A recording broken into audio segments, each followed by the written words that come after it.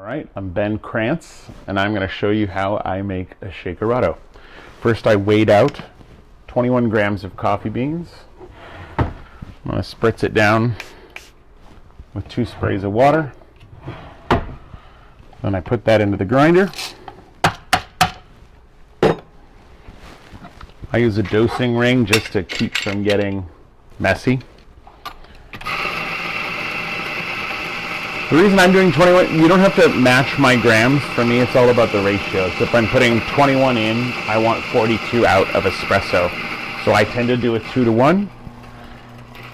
Because I have the dosing ring, I can handle a little bit of blowback. I'm going to use these bellows on top of the grinder, which I press down. It squeezes all the rest of the grounds through. That way when I go to make my coffee tomorrow, I don't have a whole bunch of grounds from yesterday's coffee in there.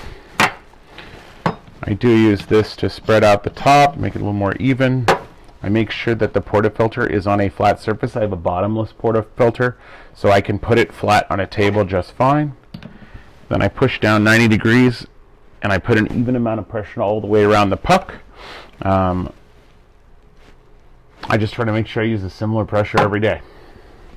Put that on my espresso maker. I have mine set to 218 seconds. The PID on mine is set up to do 1.6 seconds pre-infusion, wait 2.5 seconds, and then brew for 26.5 seconds.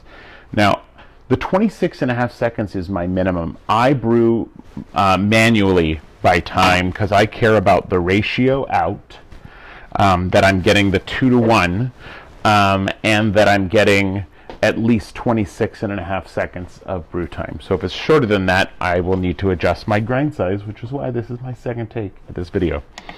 So I put my scale under here, I zero it out. I'm going to press the second the button just to the right of set on the PID. I've made sure that it's up to my brew temperature of 218 degrees. I press start. It does the pre-infusion, does the pause. Now it's starting to brew.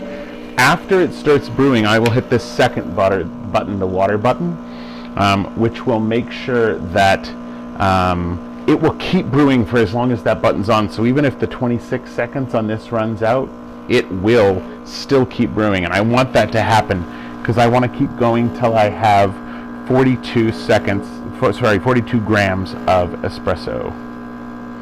So the timer's now done on this. I'm going to wait for it to get to 40. And then by the time it sort of stops trickling out, I'm right at 41.86 grams, so really close. I put little magnets on my scale so it just sticks to the side of my espresso machine and it's out of the way. I do a 3-to-2 ratio of milk and espresso. So I put in the milk first to not melt the ice. I don't want a watered down drink. So that was just more room for that heat to dissipate. And then I put in the espresso. Put this on it. Most shakeratos have sweetener in them of some kind. I think that this is a perfect drink without sugar. I think this actually sweetens it up quite a bit with the milk, with the fat from the milk and how I'm grinding my espresso and the kind I'm using. I'm using Tony's coffee out of Seattle, the Upland, which is a medium roast coffee. I really like this for both drip, espresso, shakerato, cappuccino, everything. I like it quite a bit. So now I'm going to knock this out. This does tend to be quite a foamy drink. You could stir it up and just try to break down those bubbles, much like you would the milk when steaming. But I like a frothy, tasty, chocolatey drink. This tastes really chocolatey to me. And it's just milk, ice, espresso. Oh my god, that's so good. Again, very, very foamy, but I like the texture in it. It makes me feel like I'm having a milkshake or something. But again, no sweetener, nothing. I think this is delicious. I would drink these all day long. Thanks. Let me know what you think of the recipe if you try it. And if you have any notes on how you might do things differently, leave it in the comments. Thanks. Have a good day.